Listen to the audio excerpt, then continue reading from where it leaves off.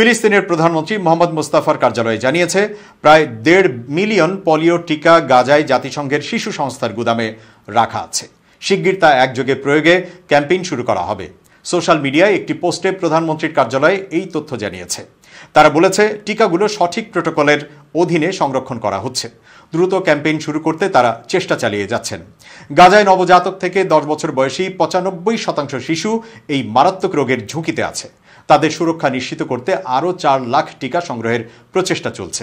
ইসরায়েলের হামলায় বিধ্বস্ত উপত্যকাটির পয়ঃনিষ্কাশন এবং বর্জ্যের পানিতে চলতি মাসে পোলিও ভাইরাসের নমুনা শনাক্তের পর শিশুদের টিকা দেওয়ার জন্য যুদ্ধবিরতি দেওয়ার আহ্বান জানিয়েছে জাতিসংঘ।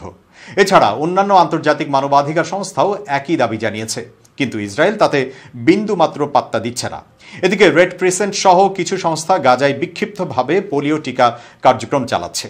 সে কেন্দ্রগুলোতে টিকা নিতে বাসিন্দারা শিশুদের নিয়ে ভিড় করছেন, কিন্তু পর্যাপ্ত টিকা ইসরায়েলি অবরোধের মুখে গাজায় পৌঁছাতে না পারায় কার্যক্রম খুব একটা সফল হচ্ছে না। ইসরায়েলের এই ধরনের কার্যক্রমের বিরোধিতা করে আসছে আন্তর্জাতিক বিভিন্ন মানবাধিকার সংগঠন। বুধবার আল জাজিরার এক প্রতিবেদনে বলা হয়, গাজায় পোলিও ছড়ানোর ব্যাপারে ইসরায়েলকে সতর্ক করেছে হিউম্যান রাইটস ওয়াচ HRW। তারা মনে করছে, নেতানিয়াহুর বাহিনীর বাধা উপত্যকায় দ্রুত পোলিও ব্যাপক হারে ছড়িয়ে পড়তে পারে।